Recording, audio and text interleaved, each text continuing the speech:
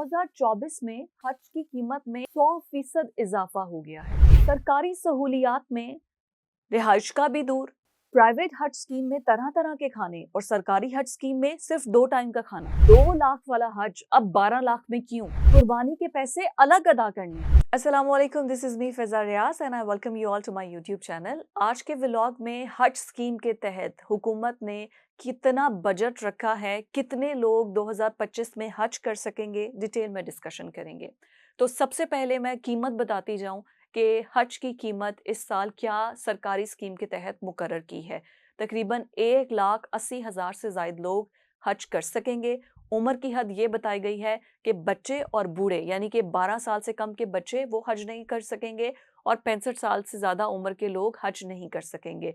और कीमत का तयन जो किया गया है वो 10,75,000 से 11,75,000 सरकारी स्कीम के तहत अदा करने होंगे। ये पैसे सारे ही एकदम से अदा नहीं करने हैं, बल्कि 3 मुख्तलिफ स्टेप्स में आपने पैसे देने हैं। जैसे ही आप पेपर्स जमा करवाएंगे, 2 लाख आपने तब जमा करवाने हैं। उसके बाद सेकंड फेज में आपको कुछ पैसे जमा करवाने हैं और फिर बाकी के जो पैसे होंगे वो आपको 1 जनवरी से फरवरी, मिड ऑफ फरवरी तक आपको वो पैसे जमा करवाने होंगे। तो 3 डिफरेंट स्टेप्स हैं जिसमें आपको पैसे जमा करवाने हैं। और सबसे इंपॉर्टेंट बात, अगर आप सरकारी हज स्कीम के तहत 10,75,000 रुपए जमा करवा रहे हैं तो फिर 55,000 रुपए आपको कुर्बानी के लिए अलग जमा करवाने हैं।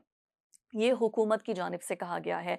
अगर सऊदी अरब के अंदर आप मौजूद हैं, सऊदी अरब के अंदर आप ऑलरेडी मौजूद हैं और आप हज करना चाहते हैं, तो जब तक आप रजिस्टर्ड नहीं होंगे तब तक आप उस स्कीम के तहत नहीं आ सकते हैं। चाहे आप गवर्नमेंट की स्कीम के तहत आएँ, चाहे आप प्राइवेट स्कीम के तहत आएँ। क्योंकि लास्ट टाइम जब हज हुआ था, बहुत ज़्यादा मैसअप हुआ था। बहुत से लोग जो हैं वो शहीद हो गए थे गर्मी की शिद्दत की वजह से, और फिर जो बेहोश हुए थे उनको मुकम्मल तौर पर उनको टेक केयर नहीं किया गया। वो इस वजह से, जो सबसे बड़ी वजह सऊदी गवर्नमेंट की तरफ से बताई गई है वो कि वो उनके पास रजिस्टर्ड नहीं थे। तो जो रजिस्टर्ड हाजी होते हैं उनकी तफसीलात शेयर की जाती हैं सऊदी अरब की गवर्नमेंट से। अगर वो रजिस्टर्ड नहीं थे जिसकी वजह से उनको टेक केयर नहीं किया गया, उनको वक्ती तौर पर, फौरी तौर पर उनको जो है वो फर्स्ट एड नहीं दी गई, जिसकी वजह से वो शहीद हो गए हैं।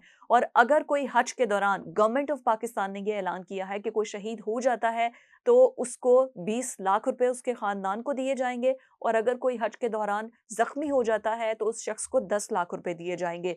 और तमाम जो हाजी वहां पर जाएंगे 2025 में, उनमें से हर 100 के ऊपर एक नाजिम मुकर्रर होगा जो कि अपने ग्रुप को ऑर्गेनाइज्ड करेगा। ये पहली बार ऐसा होने जा रहा है क्योंकि बहुत ज़्यादा परेशानी होती है, कुछ लोग गुम हो जाते हैं, कुछ लोग खो जाते हैं, और फिर एक लैंग्वेज बैरियर होता है, जिसकी वजह से अब गवर्नमेंट ऑफ पाकिस्तान ने ये फैसला किया है कि हर 100 हाजियों के ऊपर एक नाजिम मुकर्रर होगा।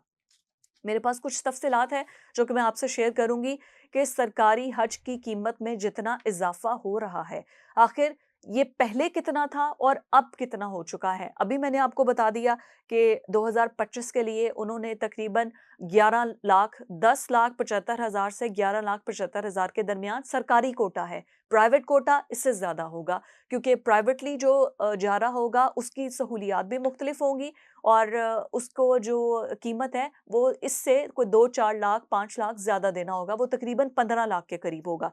तो 2008 में जब पाकिस्तान पीपल्स पार्टी की गवर्नमेंट थी तो हज की कीमत क्या थी? 2 लाख रुपए।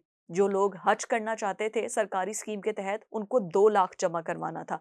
2008 से 2009 वहाँ 25,000 रुपए इजाफा किया गया, और यूं हज की जो सरकारी हज थी उसकी कीमत हो गई 2,25,000। 2010 में फिर 25 लाख का इजाफा किया गया और जो कीमत है वो हो गई 2,50,000। 2011 में फिर से 25,000 का इजाफा किया गया और हज की कीमत हो गई 2,75,000। 2012 में फिर से 25,000 का इजाफा किया गया और हज की कीमत हो गई 3 लाख। मतलब पाकिस्तान पीपल्स पार्टी का टेन्योर जो था 2008 से 2013 तक, वहां तक जो हज की कीमत थी उसमें हर साल 25,000 इजाफा किया गया, और हज की कीमत थी 2012 में 3 लाख। उसके बाद हज में जो इजाफा किया गया वो 50,000 का किया गया। 2013 के इंतखाबात के बाद जब हज में इजाफा किया गया तो 50,000 का इजाफा किया गया। मुस्लिम लीग नून की गवर्नमेंट आई और 3,50,000 में हाजियों को सरकारी स्कीम के तहत अदा करना होता था। 2014 में फिर अगले साल 50,000 का इजाफा किया गया और हज की कीमत हो गई 4 लाख। 2015 में फिर 50,000 का इजाफा किया गया, हज की कीमत हो गई 4,50,000। 2016 में फिर 50,000 का इजाफा किया गया और हज की कीमत हो गई 5 लाख। 2017 में फिर से 50,000 का इजाफा किया गया, हज की कीमत हो गई 5,50,000। फिर उसके बाद 2018 में इंतखाबात हुए, हज की कीमत में फिर इजाफा किया गया, कीमत हो गई 50,000 इजाफे के बाद 6 लाख रुपए। इंतखाबात होते हैं, उसके बाद 2019 में पीटीआई की गवर्नमेंट आती है और हज की कीमत में कितना इजाफा किया जाता है, 1 लाख रुपए डबल कर दिया गया। और जिन्होंने हज पिछले साल किया था उन्होंने 6 लाख जमा करवाया, अब हो गया है जी हज 7 लाख का। 2019 में 7 लाख का, 2020 में फिर से 1 लाख का इजाफा किया गया, 8 लाख हुआ। 2021 में फिर से 1 लाख का इजाफा किया गया, 9 लाख हो गया। 2022 में फिर से 1 लाख का इजाफा किया गया, 10 लाख हो गया। 2023 में फिर से 1 लाख का इजाफा किया गया, 11 लाख हो गया है। और अब 2024 में जो हज हुआ उसमें 12 लाख रुपए का हज, एक सरकारी स्कीम के तहत 1 लाख इजाफे के बाद 12 लाख का हज हुआ है। ये सब डेटा है जो कि मैं आपसे शेयर कर रही हूँ।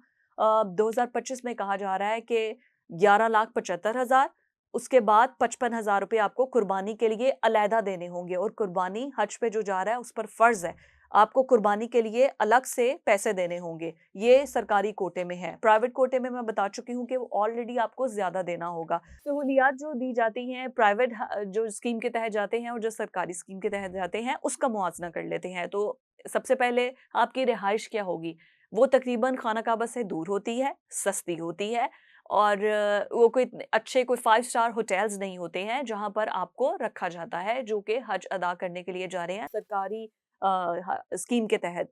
फिर उसके बाद आपका खाने का इंतज़ाम जो होता है वो तकरीबन महदूद होता है या सम टाइम आपके कुछ स्पेसिफिक आवर्स होते हैं उनमें आपको एक आधा टाइम खाना दे दिया या आपको खुद खरीद के खाना पड़ता है। मोस्ट ऑफ द टाइम आपको खुद खरीद के खाना पड़ता है, ठीक है। उसके बाद ट्रांसपोर्टेशन कि आपको जब खाना काबा लेकर जाना है, होटल से खाना काबा की तरफ लेकर जाना है, तो उसमें स्पेसिफिक आवर्स में या कुछ मखसूस टाइम पर बसेस चलती हैं। ऐसा नहीं है कि हर 1 घंटे के बाद बस निकल रही है या हर आधे घंटे के बाद बस निकल रही है, इस तरीके से नहीं है। मखसूस औकात में आपकी बसेस, अगर कोई आपको इमरजेंसी है या आपकी तबीयत ठीक नहीं है या आपको कुछ है, तो फिर आपको अगर उस मखसूस टाइम पे आपने नहीं जाना, तो फिर आपको खुद जाना पड़ेगा क्योंकि मखसूस वक़्त के अलावा बस नहीं चलेगी। इसके अलावा जो गाइड्स होते हैं, जो कि आपको बता देते हैं उसमें यूजुअली ये होता है कि जो गाइडिंग के लिए कि कोई गाइड आपके साथ हो जो कि आपको ज़ियारतों का बताया जाए या आपको बताया जाए कि पूरा हज का एक तरीक़ा-ए-कार क्या होता है, मनासिक हज क्या होते हैं, वो अमूमन इतने ट्रेन्ड नहीं होते। On the other hand private में हाँ, खाना काबा के बहुत करीब आपको होटल्स दिए जाते हैं जो कि 5 स्टार होटल्स हैं प्राइवेट हज स्कीम के तहत। वो और ट्रांसपोर्टेशन में ये होता है कि आपको सब कुछ खाना भी उसमें इंक्लूड होता है, आपको अच्छा खाना दिया जाता है, ये प्राइवेट के अंदर इंक्लूड होता है। ट्रांसपोर्टेशन में आपको मसला नहीं होता, एक तो आपका होटल बड़े करीब है खाना काबा से, फिर उसके बाद ट्रांसपोर्टेशन के लिए भी आप जब भी आना-जाना चाहें या ज़्यादा से ज़्यादा औकात में एक शटल सर्विस चलाई जाती है आपके होटल से खाना काबा तक ताकि आपको कोई मसला वगैरह ना हो। इसके अलावा जो आपको प्राइवेट हज स्कीम के तहत गाइड दिए जाते हैं, वो ट्रेन्ड होते हैं, कोई लैंग्वेज बैरियर नहीं होता, उनको हर चीज़ें ऑर्गेनाइज़ तरीके से पहले से पता होती हैं कि अब आगे कहाँ जाना है, आगे क्या करना है।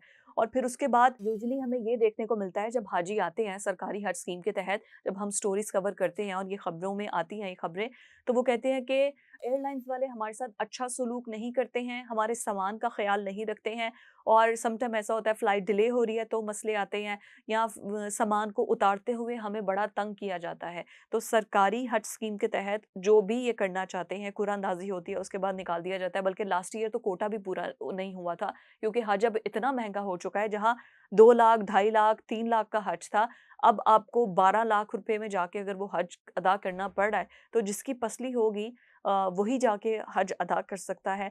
और ख़वातीन के लिए ख़ास तौर पर ये है कि अब वो नामहरम के बगैर भी हज की अदायगी के लिए जा सकते हैं, लेकिन जो आपका महरम होगा उसको एफ़िडेविट साइन करके देना पड़ेगा कि वो आपकी इजाज़त से जा रही हैं। महरम के बगैर भी आप जाके ख़वातीन हज कर सकती हैं। ये उनके जो गवर्नमेंट की जानिब से जो अनाउंस किया गया है सरकारी हज स्कीम के तहत, वो सारी इन्फॉर्मेशन है।